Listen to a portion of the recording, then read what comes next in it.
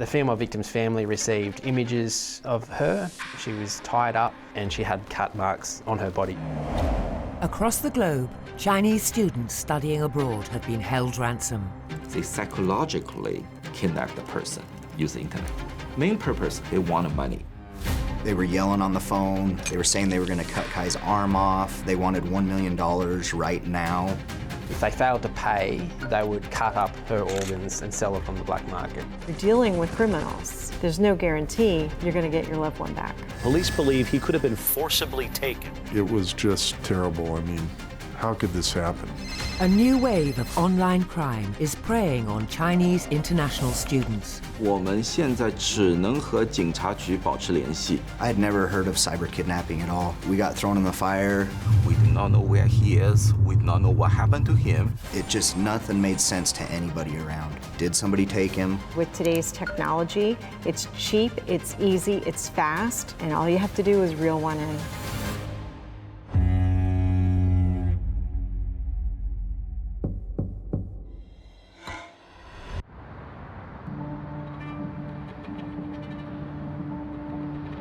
Our top story right now, a foreign exchange student in Riverdale is missing this afternoon. Right now in Utah, police are searching for a missing foreign exchange student.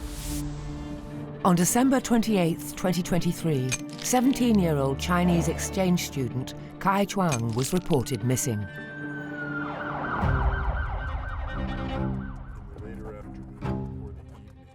We found that he was last seen on the early morning of December 28th, about 3:30 a.m.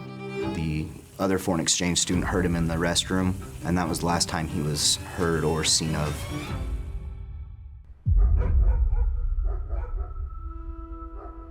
Kai, a high school student from Hangzhou, China, had arrived 5 months ago in Riverdale, a city in southern Utah.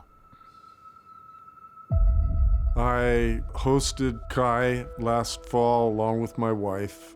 So it was the end of October when he arrived. Greg Lewis, a university professor in Asian and world history, had been hosting Kai in his home for 2 months before he disappeared. So this is Kai's former bedroom. Most of his study was from this chair, and he had a nice desk. And again, he spent a lot of time in that chair studying. He's a good student. We didn't see him very much. The kids liked to relax with the computers, and so they were in their room. The morning that he went missing, my wife went to work. I was out, went to school that day, and then I was at a basketball game at night. 911 emergency. It appeared that the teenager had been kidnapped.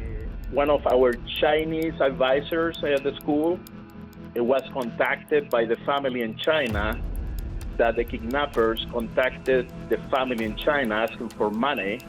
If not, they were going to kill him. Kai's family in China had received a ransom note alongside a photo showing Kai in distress. The distress photo that was sent to me was beyond shock. It was just, this is terrible. I mean, how could this happen? 今天我们先来关注一则中国留学生在美国疑似遭绑架事件。 News of Kai's suspected abduction soon made its way to Chinese media. So that added a level of stress, but you know, you're aware of the hostility between two countries, and this is certainly not helping. The first headline was that he'd been forcibly abducted from the home, and that was impossible. But there were no signs of a break-in at the Lewis's home. There was only 2 ways in and out of his cul-de-sac and neighbor area. So we had officers go up the streets and try to see who had doorbell footage that we could verify when Kai actually left the residence. Surveillance footage from residents' cameras in the neighborhood revealed that Kai had left the house on his own accord. It was about 5:30 in the morning that he was leaving. He had his phone in his hand. You could see the light reflection, and then shuts it off. He wasn't physically removed from the house, and that for some reason he did this under his own free will.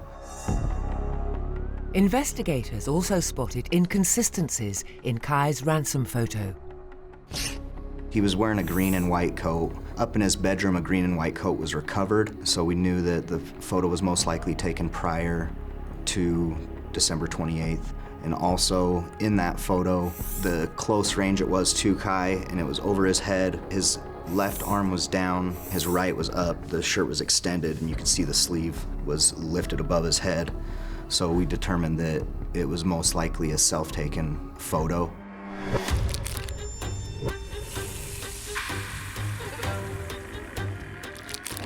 The distress photo that was taken here must have required a certain amount of effort.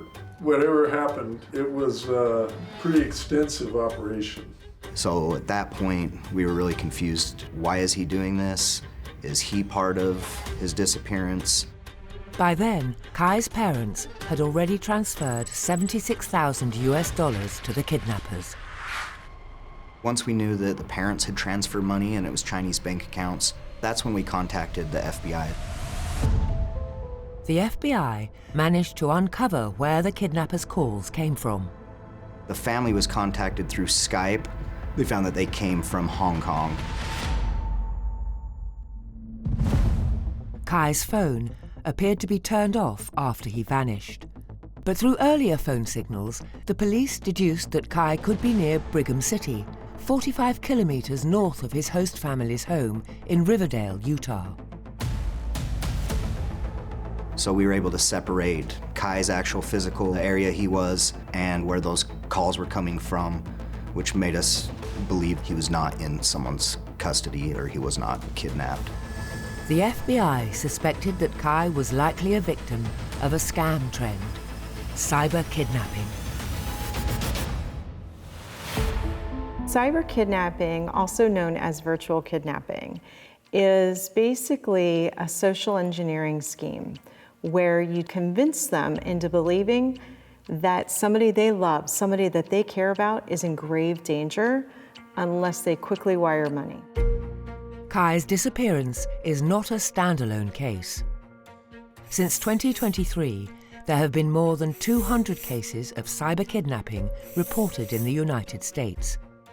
And across the world, stories of cyber kidnapping continued to make headlines, where hundreds of thousands of dollars in ransom money have been lost to scammers. Based on reported incidents, it appears that the highest numbers of cases for virtual kidnapping are the United States, the UK, Japan, Australia. Something that all those countries have in common is some of those cases involved international exchange students from China.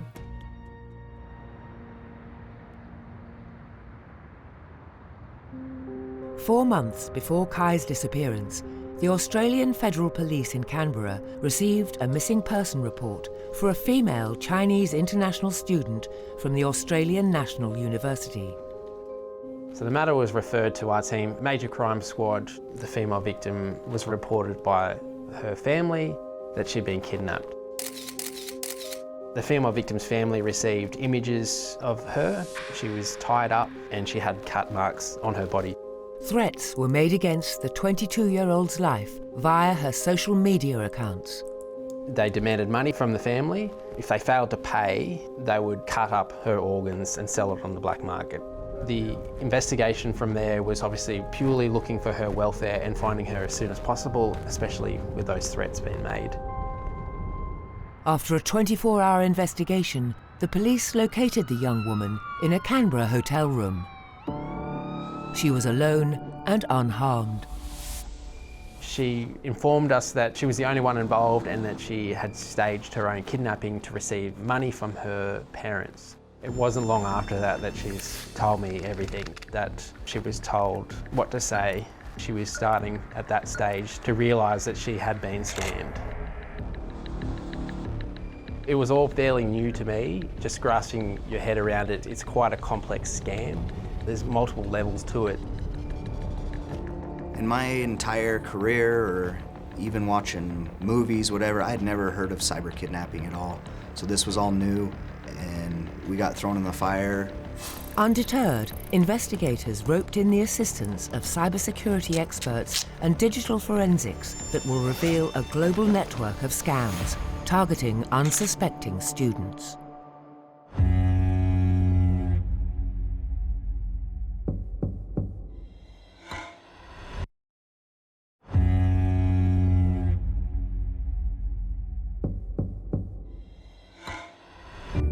According to the Global Anti-Scam Alliance, in 2024, an estimated $1.03 trillion is lost to scammers globally in a single year. Their latest target, the 900,000 Chinese international students studying worldwide. December 28, 2023, 17-year-old Chinese student Kai Zhuang, who was studying in Utah, United States, disappeared. He had arrived 5 months earlier on an exchange program.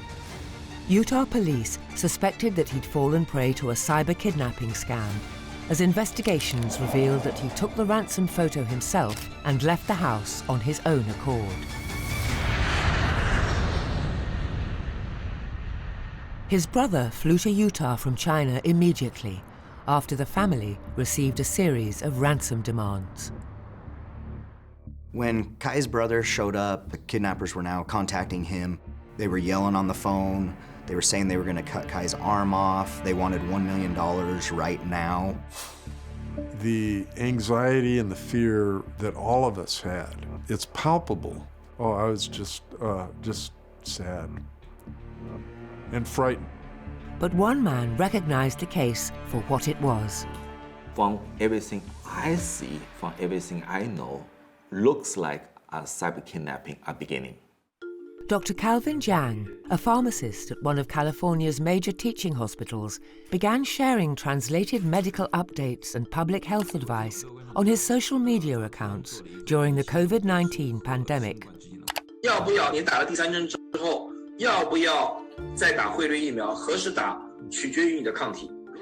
His efforts quickly made him a trusted go-to figure for Chinese international students navigating life abroad. 具体的情况是这样子的，在几天之前，中国的媒体上面有一个上了热搜的消息，就是中国留学生在美寄宿家庭被强行裸走，而且留学生的。The first wave posted regarding Kai's case was on December the 30th, year 2023. I tell them why this is not a kidnapping. The kid's really not in any kind of dangers. But as you can see, first reaction was how much money U.S. government pay you to make up that story. Some people think I was hired by some U.S. government or U.S. groups to tell people the lies. 对现在这件事的话，我们现在只能和警察局保持联系。我现在比较建议你的是找一个律师，因为在现在这个情况的话。Dr. Jiang is no stranger to cases of cyber kidnappings. He has helped several families who have been embroiled in such scams previously. Cyber kidnapping, they basically use different weapons. Instead of physically harm someone, they psychologically kidnap the person using the internet to make the victim do not contact their relatives and friends. To make like a kidnapping actually is not a true kidnapping. Main purpose, same thing, they want money. His first encounter with cyber kidnappings was in September 2023, when he was called upon to assist a family in crisis. He received a phone call. There is a male voice, a very serious male voice, and he said, I'm from some places, local police station. Did you receive any money from China? As an international student, of course they receive money from their parents each month or once a while. That's a very general question. The next thing they say, I don't think you're telling the truth. We think this is a money laundering. One of the key things that cyber kidnapping was done is that they make a random call to anyone. They will then tell the student that they are involving in certain type of serious organized crime. 您现在有个银行账户在搞洗钱，演不出去的话就等坐牢了。啊，那我现在要怎么办？ If they don't want to get in trouble, they have to follow the instructions to help in the investigation. Nearly 1,250 scams involving fraudsters posing as Chinese officials were reported to Australia's ScamWatch website by September 2023. They netted a total of over $8.7 million. Australian Federal Police Detective Nate Holdsworth and his team rescued a missing Chinese female international student in August 2023. She had been a victim of cyber kidnapping. So the scammers disguised themselves to be from the Shanghai Police Department. They replicated the number that the Shanghai Police use to appear on the caller ID. They've informed the female victim that she's been identified in a complex fraudulent scheme and she was now a suspect. They've gained access to her social media accounts as part of the scam, indicating that they're going to monitor her activities 24 hours a day and that she needed to keep all information to herself. That could jeopardise the investigation, it could jeopardise the investigation back home in China. For a 20 years old, think about that. You receive a phone call from China claim to be a police officers. And in China, most of the time, you have to cooperate with police officers. It's not like in the United States. United States, most of the time, you have the right to refuse answer any questions.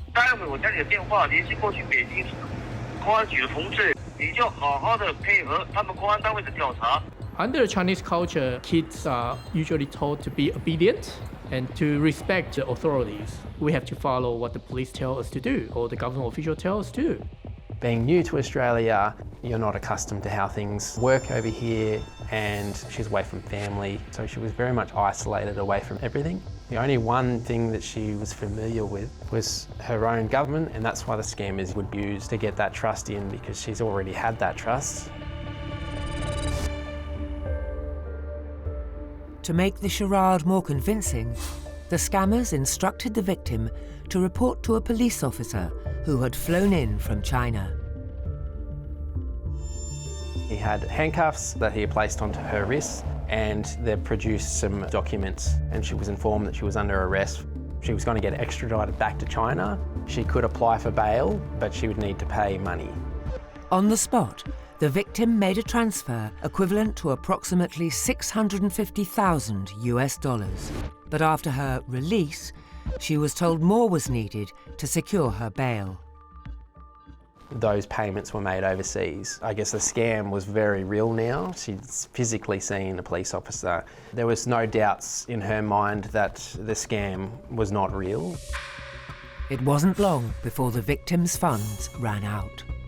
It was at that point that the scammers had told the female victim that she would need to organise her own kidnapping to secure more money.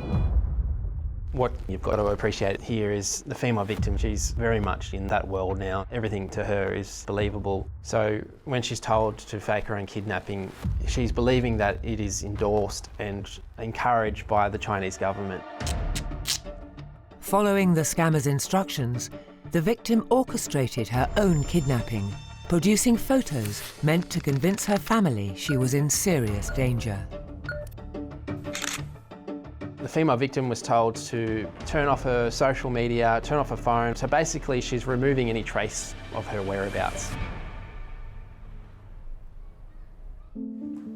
Lucy, a Chinese student, was coerced by scammers to stage her own abduction just weeks after arriving in Australia in 2023. She agreed to be interviewed under strict conditions using a messaging platform to conceal her identity. 当时不愿意这样做，害怕刺激到家人，但是相信了他们是警察，他们说会以合理的方式确保家人的安全，又给我希望，只要最后配合完他们，我就解脱了。面对巨大的金额，让我感觉很恐惧，很想告诉家人，但又怕自己泄密，很矛盾，挣扎。那时候整个人无力、疲惫，就完全听他们的了。So this type of scam, it's definitely seen Australia-wide. In Canberra, first case was 2018 for the type of scam. There's been about 10 in the last 4 years. In fact, cases of cyber kidnapping first surfaced in Australia in 2015. We refer to these crimes as authority scams or indeed virtual kidnappings that are being perpetuated largely on students from China. By early 2023, law enforcement reported a surge in these scams, primarily targeting Chinese international students, now the largest foreign student population in Australia. We see more and more cases coming up. Most of the cases happens in those countries who receive a lot of international students, what we call education export countries.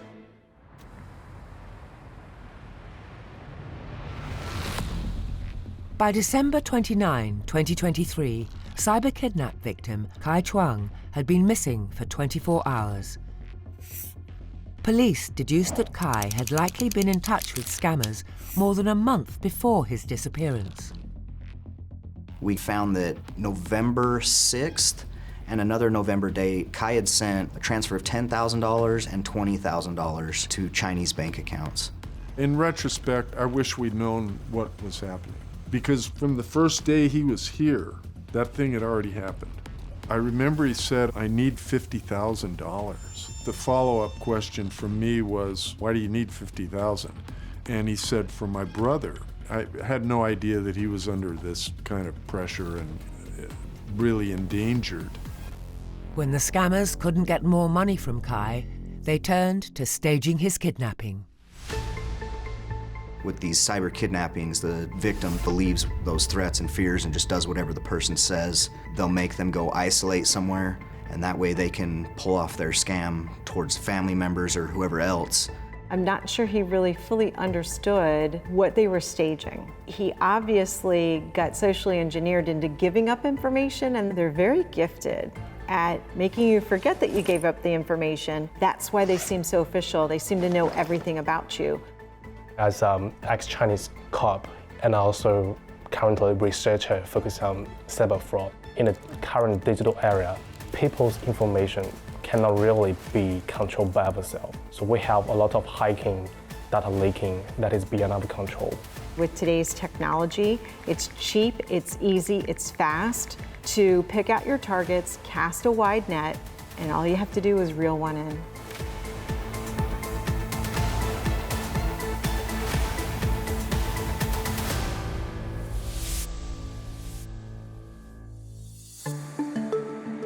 Experts attribute the rise of cyber kidnapping to the increased reliance on online platforms during the COVID-19 pandemic. Generally, when people are isolated, they're more accustomed to be with their phone and their technology, social media, and social media is where this scam targets these victims. The cyber kidnap victim in Canberra revealed to friends that she believed the scammers had baited her long before any direct contact.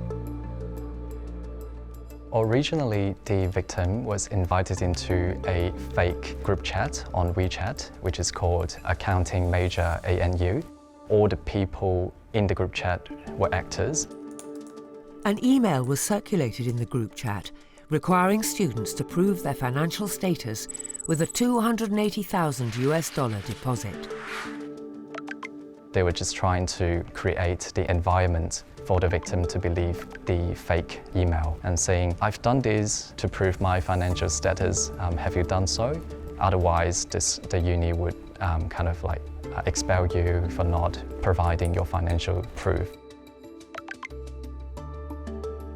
There's a trust built through different type of activities. There's already a group that the students are participating. When people from the group telling them that they should do something, they will follow the so-called trusted groups and follow the instruction.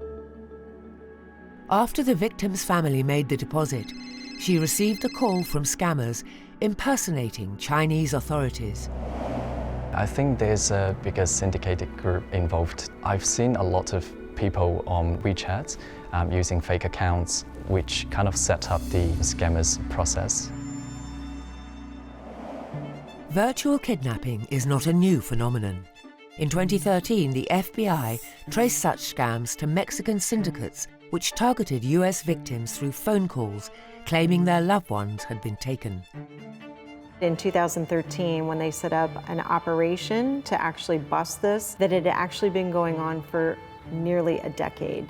So that puts us into the 1990s as far as the first known cases. So that's a very basic, old school, low-tech way of doing virtual or cyber kidnapping.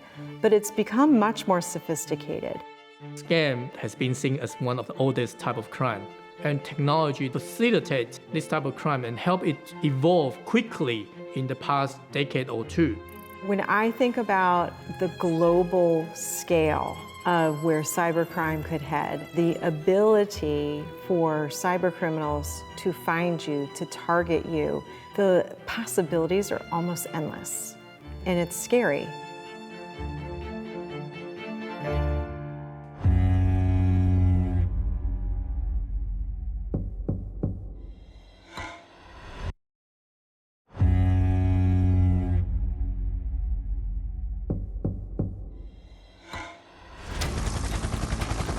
He's 17-year-old Kai Zhuang, last seen around 3:30 yesterday morning. The victim of a disturbing new trend authorities are calling cyber kidnapping. During the year-end holidays, Kai Zhuang was instructed by cyber kidnappers to go into hiding. The kidnappers contacted the family in China asking for money. If not, they were going to kill him. It's just painful to contemplate that people can be so cruel. You know, somebody's life, and they're treating it like it's got a price on it. Kai was a straight A student, serious, not a lot of chit-chat. He took his studies very seriously.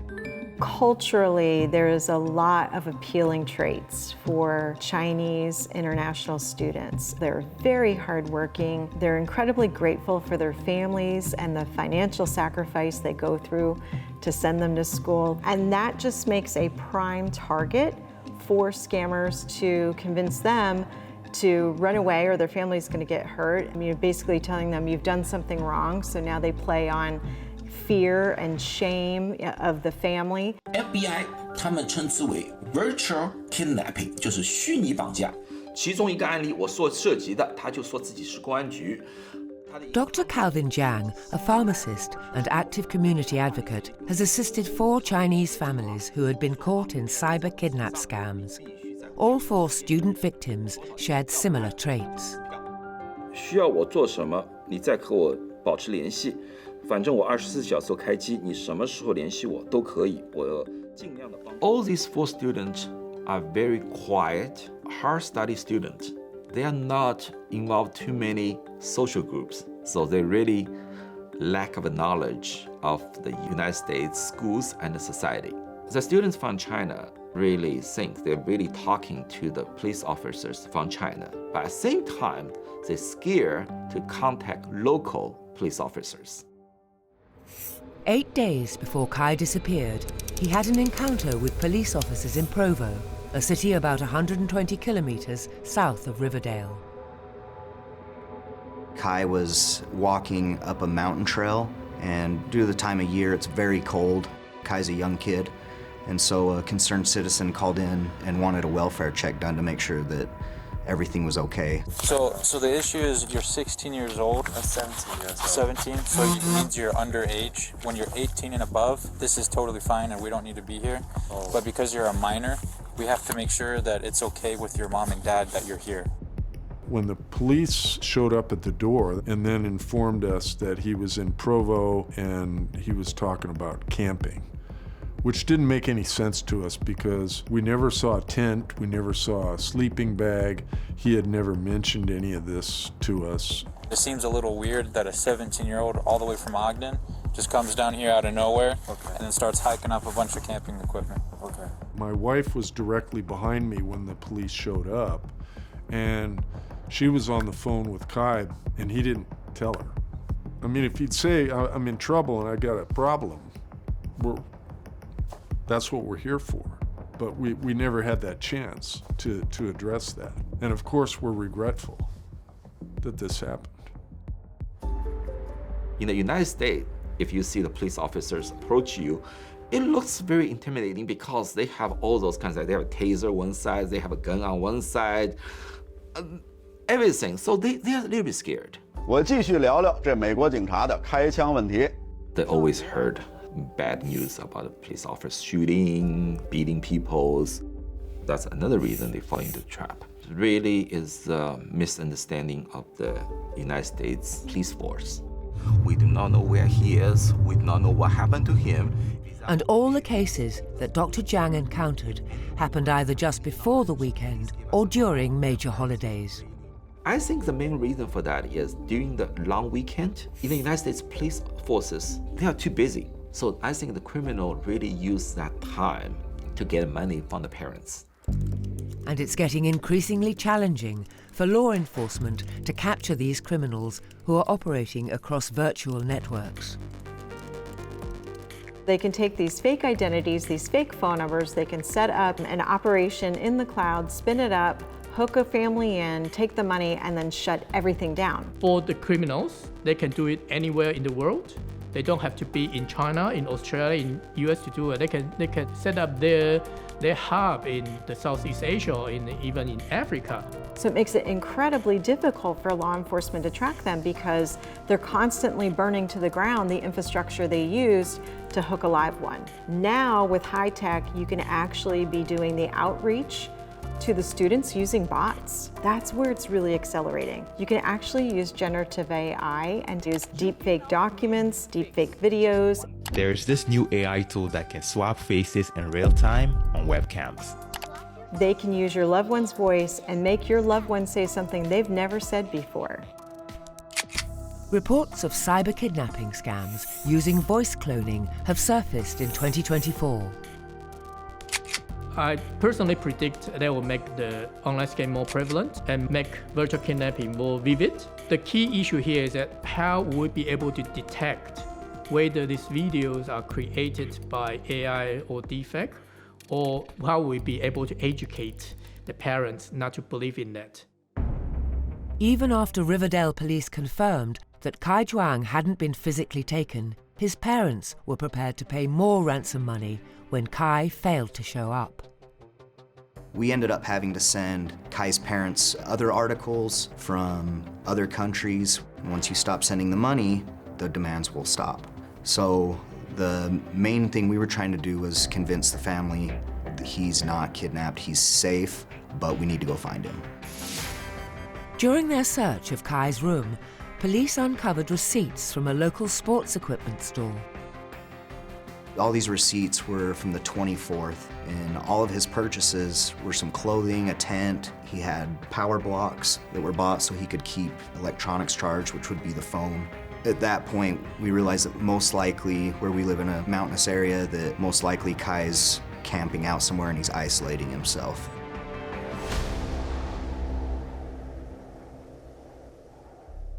But on the day he disappeared, Kai left home with only a backpack. He possibly had been to this camp location prior to set up camp. So when we got the ping locations back, we were able to see that on December 23rd, Kai had been in Brigham City. He got to a canyon area and the phone pings shut off for 4 hours. That was enough time, 4 hours. He was probably setting up camp in that area.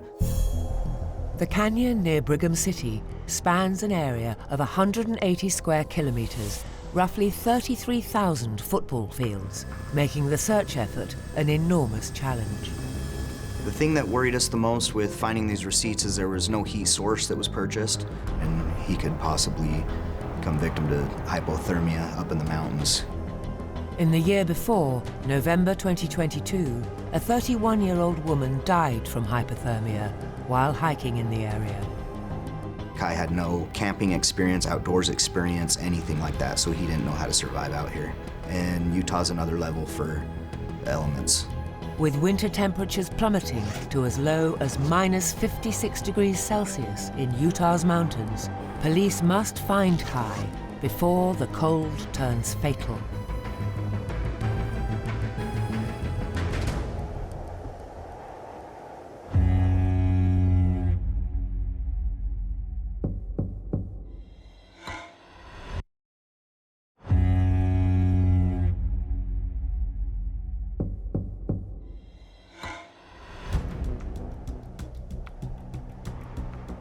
It's been 3 days since Chinese exchange student Kai Zhuang was reported missing after falling prey to a cyber kidnap scam. A search and rescue drone team was launched on the night of December 30th and continued until December 31st. Me and the chief of police here, we got in the helicopter and we were doing scans with the helicopter. There was no success yet. We weren't able to see anything up in the helicopter. The challenge there was just we didn't know where he was at that time. And to cover every area we wanted was gonna take a lot of hours.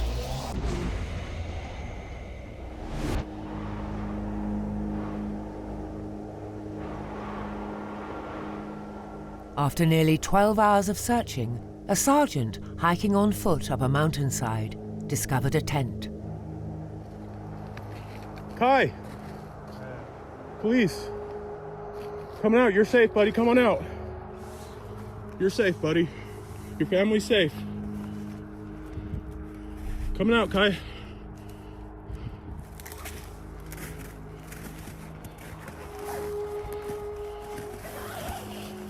You're safe.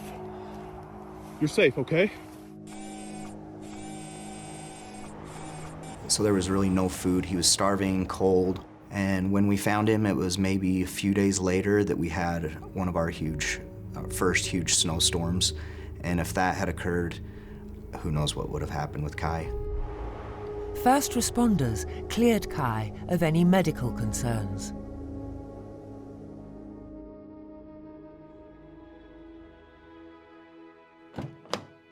It was a huge relief for all of us. It was finally over that he was safe. It was a long 3 days, even longer time for Kai, because this started for him in November. Mentally, physically, everything on him. It was great just to finally find him. When Kai was found, it was the deepest sigh of relief probably in my life, because there was just so much at stake. And then it was just joyous. I mean, what a, just, oh, thank goodness. While the ordeal might be over, the realization of being scammed offers no real comfort to victims.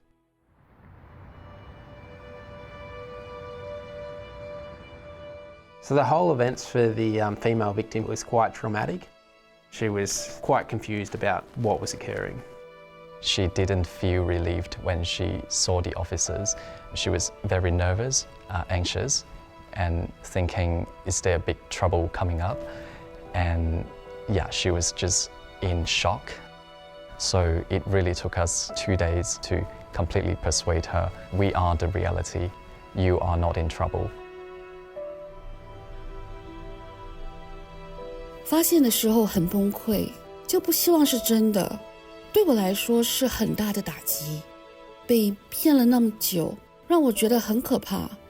才发现一切都是伪装的，想到被骗了那么多，没有办法面对家人，那个时候的难受，现在很难用言语形容。Lucy declined to disclose how much she had been scammed in total, other than the first payment of more than $270,000. For a large period of time, she felt unsafe, especially being in Australia. There's other people involved and they haven't been caught yet. Personal details by the victim are held by these scammers ever since they gained access to her device, basically, her social media accounts. So they do know personal details about her life. It was within a couple of weeks that she moved back home to China due to safety concerns.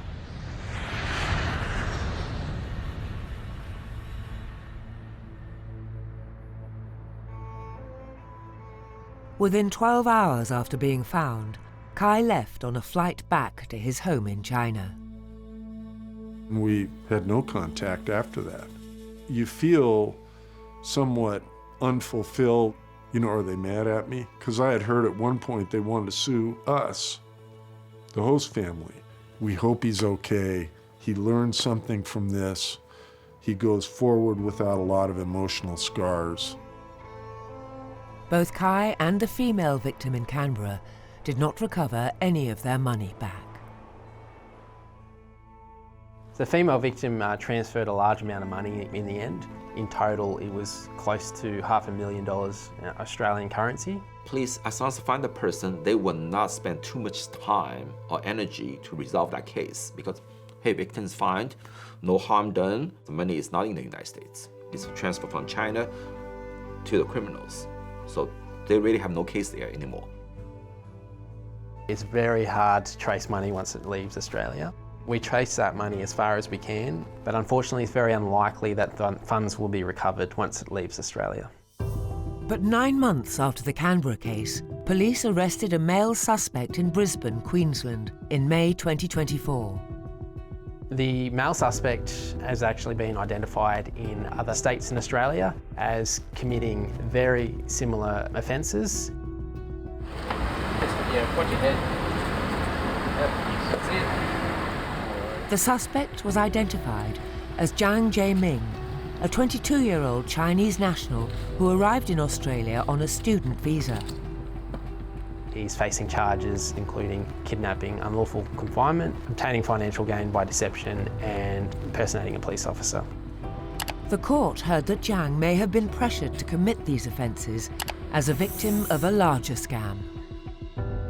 External to this suspect and other investigations, there hasn't been, from my knowledge, any other arrests. It's very likely that other persons involved in the scam have been outside of Australia and they're using encrypted apps. So identifying further people overseas is a big challenge for us. For this type of crime, which country should initiate the crime investigation? So that's the awkward scenario that this type of virtual kidnapping organized crime syndicate try to create confusion and to create a blue line between the responsibility of each country. So we have to do better, and so we need to see more international cooperation. There's a lot of great work that does happen between the European nations, Australia, the United States, Canada, Japan, but the cooperation starts to fray, really, once you start to look at countries like China, Iran, Russia, North Korea. According to non-profit Global Anti-Scam Alliance, only about 7% of all scams are reported to law enforcement agencies.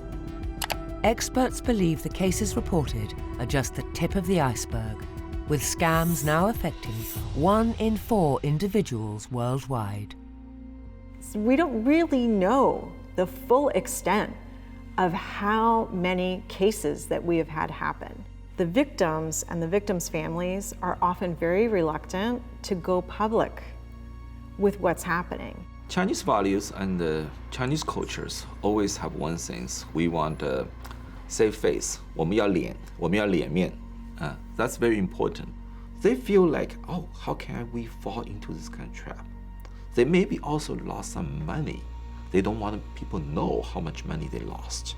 Also, they do not want to have any troubles for their kids' future. All those gossip sometimes make the victims feel like they are the criminals. And that student, if go out looking for a job, they always have that tag on them. They have to carry that maybe throughout their life. 好，你现在的孩子找到了，这个很好。现在呢，你的孩子现在想怎么样？ All the families Dr. Jiang helped declined to participate in this documentary, despite assurances of anonymity. 甚至于他可以离开他现在的城市，到我这里来，我可以帮他。Like one of the parents actually tell me， 我不想打开这个伤口。It's for them, also for their kids, because for the whole situation is very traumatic. Cyber kidnappings may leave no physical scars, but the psychological impact can be long-lasting, with some victims reporting anxiety and depression. They did nothing wrong. They are the victims. I know 2 of the students have to quit their school, move back to China. They cannot finish their school anymore.